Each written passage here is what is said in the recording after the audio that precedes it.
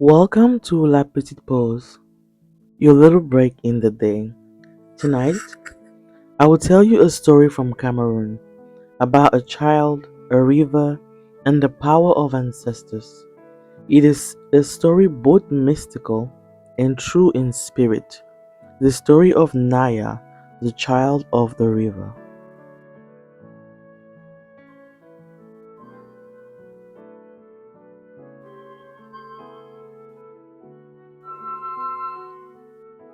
In a small village at the edge of the Sanaga River lived a little girl named Naya.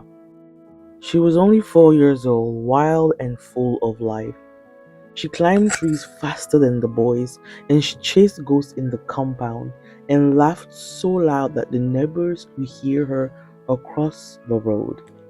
Her mother, the first wife of her father, had passed away not long after giving birth to her. So Naya grew up under the roof of her father and his second wife. The second wife, however, did not love Naya, and every time she looked at Naya, she saw the face of the first wife, the one that the village still praised, the one her husband had truly loved. And in her heart, bitterness grew. The stepmother's voice was sweet when the father was near. She smiled, she fussed, she pretended to care, but when no one was watching, her words were sharp. You troublemaker. You remind me of her too much. Why did you have to be born a girl? One afternoon, the stepmother told her, Come, Naya, let's fetch water.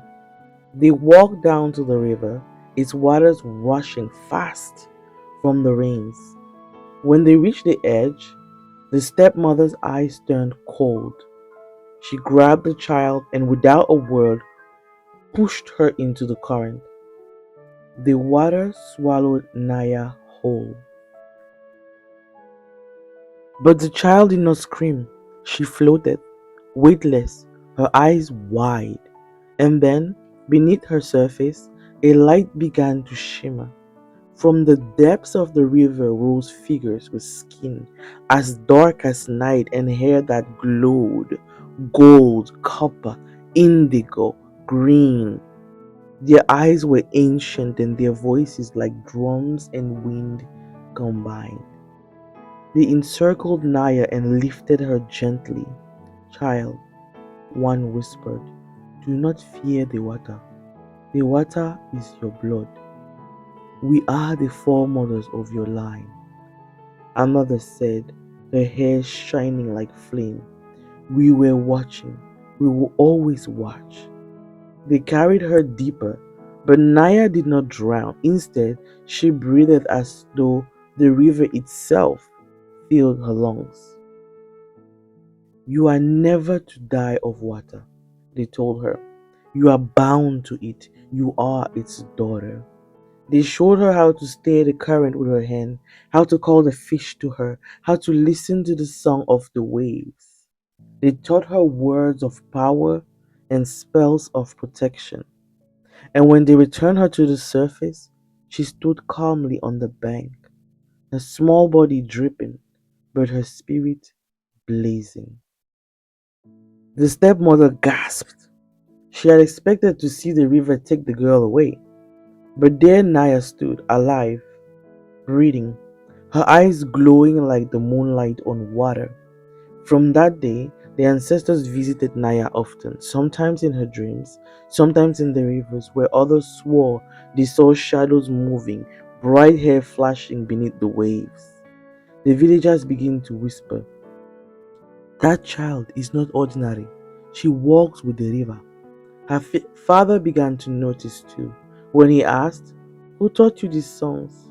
Naya only answered softly, my mother's. The stepmother grew afraid. Her jealousy burned until one day, in front of it, villagers, she cried out, this girl is cursed! She is not natural! But the people had seen enough. They had seen the river protect Naya. They had seen how Naya glowed when she spoke of her ancestors. They had begun to believe that the spirit had chosen her. It was the stepmother, not the child, that they began to fear. At last, her wickedness was revealed. The elders learned what she had done, how she had thrown the little girl into the water, and they judged her by the same fate she had chosen for her stepdaughter. The villagers led her to the edge of a great waterfall. She cried, struggled, but there was no mercy. They cast her into the roaring water.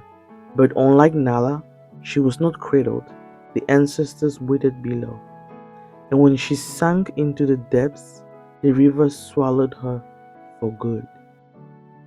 From then on, Naya grew up knowing that she was never alone. And every time she played by the water, every time she whispered her spells, the foremothers were near, shimmering, laughing, guiding. Her heart filled with the love she had lost when her mother died, and the river became her mother, her shield, her inheritance. And because Naya was never a child of the river,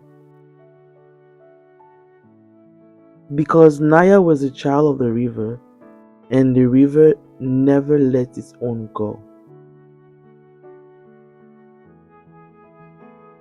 And now, let me tell you this story again, but this time in French. Il y avait une petite fille qui s'appelait Naya. Sa mère, la première épouse de son père, était morte après sa naissance. Elle vivait donc avec son père et sa belle-mère. Mais la deuxième femme ne l'aimait pas. Elle voyait en Naya le visage de la première femme et la jalousie la dévorait. Un jour, elle amena l'enfant au bord de la rivière. Sans un mot, la jeta dans l'eau. Mais la rivière ne l'avala pas. Sous les flots apparurent des femmes magnifiques, à la peau sombre, aux cheveux brillants comme de l'or, le cuivre. Elles l'entourèrent Naya et lui dirent: Tu es l'enfant de l'eau. Tu ne mourras jamais dans la rivière. Nous serons toujours là. Elles lui apprirent des chants et des sorts pour se protéger. Quand elles ressortirent de l'eau, saines et sauves, le village comprit qu'elle était protégée par les ancêtres. Et quand la vérité éclata, la belle-mère fut punie, jetée à son tour dans les chutes. Mais cette fois, l'eau ne la laissa pas revenir. Naya, elle grandit, entourée de la force de ses esprits, car elle était l'enfant de la rivière, et la rivière protège toujours les siens. Thank you for listening to the story of Naya, the child of the river. Stories like these remind us that in the face of cruelty, protection and truth will always rise. Thank you for sharing this little break with me here on La Petite Pause. I look forward to seeing you in the next story. Good night.